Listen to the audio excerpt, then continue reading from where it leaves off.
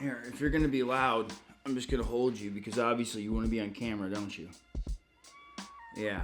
What's up, guys, and welcome back to the channel. So this past summer, I rode my bike from the Missouri-Kansas border to Astoria, Oregon. It was just under 2,700 miles, and I did this in 26 total days. Right now, these are the 10 things that I learned from my first big bikepacking trip. The first thing I learned from this trip is that less is more. Prior to this trip, my only real bikepacking experience was a 3-day trip across Missouri on the Katy Trail.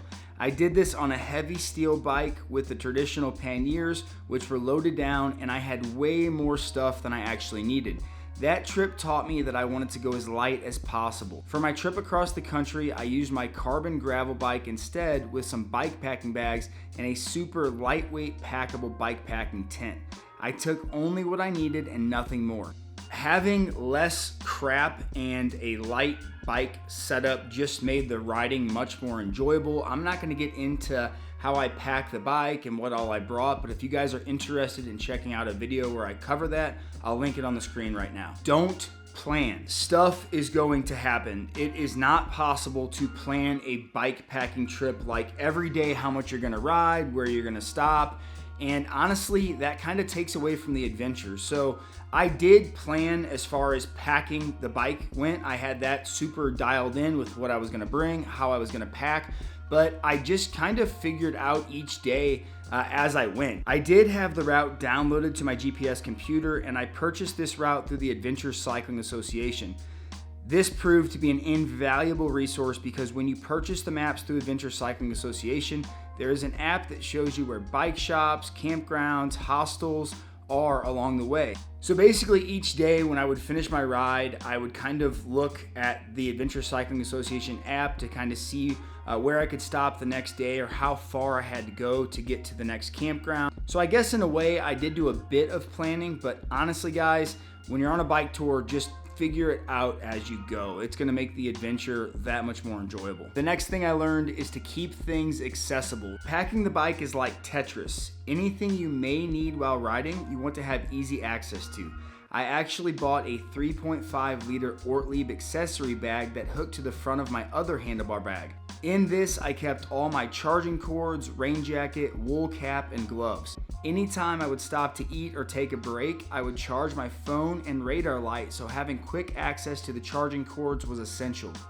And the weather can change instantly, so having extra gear easily accessible was nice as well. The fourth thing I learned is to get a lightweight packable backpack. Guys, I use this thing all the time. I picked it up off Amazon for like $20, and I found that this was just really nice. So if I get to a town after a long day of riding, my bike is packed super tight. So having this little backpack was nice, so I could just take it into a store. I could buy everything I needed to cook or buy some beers to carry back to the campsite, and I didn't have to like find room in my packs because there was no room. And on one of the days I actually had to ride into a space where I wasn't gonna have a place to like get groceries before camping. So I brought the pack with me for the entire day of riding and just kept some ramen noodles, a protein shake, and like some Gatorade in it. And then when I got to camp at night, I had the food I needed to cook. The fifth thing I learned is that wool is awesome. Prior to my trip, I invested in a lot of wool clothing. It's not cheap, but it was so worth it.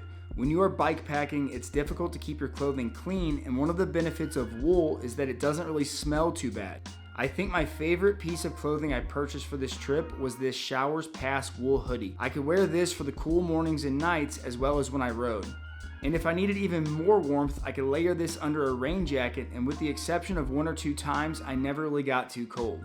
And then so while the wool clothes don't really hold odor, they do start to smell a little bit after a while. So anytime I was at a hostel or somewhere where I had access to a sink, I would kind of rinse those clothes out with some soapy water, and then I would hang them overnight to dry. And the wool also dries really, really quick, which was nice too. The sixth thing I learned from this bikepacking trip was to keep your taint clean. And I know this may sound like an obvious one, but I will tell you this, like 4 or 5 days into my trip, I thought that the issues with my taint could potentially turn into a medical emergency.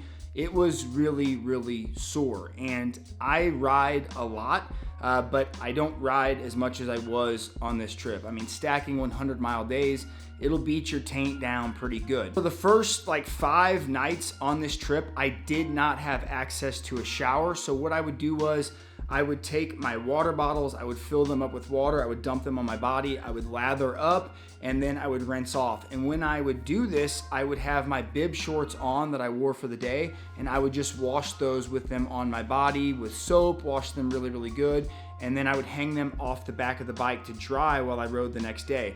I brought 2 pairs of bib shorts, which I just rotated, but I will tell you this also, if you can just get even a bottle shower like I was taking the first 4 or 5 days of the trip, if you can do that, like getting clean after a long day of riding, it's just so refreshing. You feel like a new human. So if you can find access to water to get a shower, get those bibs clean, that is awesome. But you know, worst case scenario, if you can't get your whole body clean, at least find a sink to keep those bib shorts clean and keep your tank clean so bacteria doesn't build up and get even nastier down there. The universe works in mysterious ways. If you go on a bike packing trip, be prepared for anything. Then again, there are some things you just cannot prepare for. When I went into this trip, I would say that I was 95% prepared for any mechanical that was going to happen on the bike. I had extra tubes, I had all the tools I needed, plugs for the tubeless tires,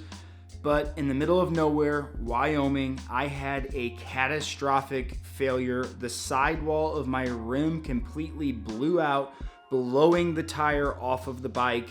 I about had a meltdown. I was kind of freaking out in the middle of nowhere. Luckily, these awesome people picked me up. They took me to Du Bois, Wyoming, which was the next town about 40 miles away. And I learned right then there are some things that you cannot control. And that wheel failure ended up being a huge, huge blessing for me. For one, I needed a rest day. So this was kind of going to be like a forced day and a half of rest. And for 2, I met some amazing people in Du Bois, Wyoming. I became homies with all the guys that go to the coffee shop. So that's definitely one thing I learned from this trip, is that everything happens for a reason. Even the bad things that you think are the end of the world in the moment can sometimes turn into be the blessing that you needed. Get an early start. So when you are bike packing, it takes a lot of time, especially if you're camping, to set up camp, to break down camp. The bike is like Tetris. It's super, difficult to pack, and everything kind of has its place. So packing up in the morning takes some time. And if you're too lackadaisical and you're too slow to get moving, if you're doing some big days, and I was doing some really, really big days, then you're not going to get into the next camp or hostel or wherever you're staying until late at night. And then when you get into camp, you've got to find water to hopefully get yourself clean. You've got to find food to either buy or food to cook. You've got to find power for all of the stuff that you have to charge. I had my phone, my wireless shifting on my bike, my GPS computer, my taillight. So there are a lot of things that go along with bike packing that I think sometimes go overlooked. It does take a lot of work and a lot of time. So the earlier you can get started every day, it's just going to help you out at the end of the day. And not only that, but if you get to your camp at a reasonable time, you've got more time to drink beer, and everybody likes drinking a couple beers at the end of a long bike ride. The 9th thing I learned from my trip is to get food and water when you have the opportunity to get food and water. So there are times, depending on where you bike pack, but you could be in some very remote areas. I know there were some days when I was in like Wyoming and Montana, I may go 40, 50, 60 miles and not have an opportunity to fill up my bottles or get food. So even if you're not super hungry, grab something to eat, top off your bottles, and snacks. I would highly recommend, I didn't carry a lot of food on the bike because honestly, there's not a lot of room to carry food, but I always did carry some oatmeal, so I would have that for an emergency situation. But snacks, I had a little bag on the front of my bike where I would keep Rice Krispie treats in, Nutri-Grain bars, jerky. I ate a lot of jerky, so I would always have snacks on me. And yeah, anytime I could stop to get a real meal, I would do so and top off my bottles. And also, when you stop to eat, it's a good time to get a charge on your phone or your tail light. I use a Garmin Radar tail light, so that was a good opportunity to kind of top off the power on those things. And the 10th thing I learned from this bike packing trip was people are good. This trip definitely restored my faith in humanity. There was a lot of different types of people from many different walks of life that I met on this trip, but 98% of the people I came across were awesome. There was one asshole in West Yellowstone that wouldn't let me use his charging bank by his RV, which he wasn't even using. But besides that, and maybe a few cars that passed me too close, everyone I met was awesome on this trip. People were people, and that was a really beautiful thing to see, because I think we get caught up in our day-to-day lives and we kind of lose sight of that. So I met so many wonderful people. Every day it seemed like there was a trail angel that helped me, and without those wonderful people, I would not have been able to complete this crazy journey. And to be honest, without them, this experience wouldn't be what it became. So, I kind of started out, this was just going to be like me riding my bike and seeing beautiful scenery and camping. And what made this trip special, and I started to notice this after just a few days on the road, it wasn't the riding, it wasn't the camping, it wasn't the scenery. All of those things were great, but what made this trip so special was the people. The people. And that's something that is really special to me, and I think that's what makes bike packing and bike touring so special. So those are the 10 things I learned on my first big bike packing trip across the country. I'm sure I learned way more than 10 things. These were just the 10 things that I thought of to make the video. But guys, I hope you enjoyed this video. I've got a whole catalog of other bike packing videos from this trip. If you just want to search my old videos down below, you can find those. I did a daily recap short video recapping every single day, and then 7 long form videos, so check those out. If you like this video, give it a thumbs up. If you haven't subscribed to the channel yet, do me a huge favor, hit that subscribe button. I've got more bike packing adventures planned for the future, which I'm going to share on here. But either way, until next time, keep crushing it. Course complete. That's it. We're here. I'm pretty tired. I think I'll go home now.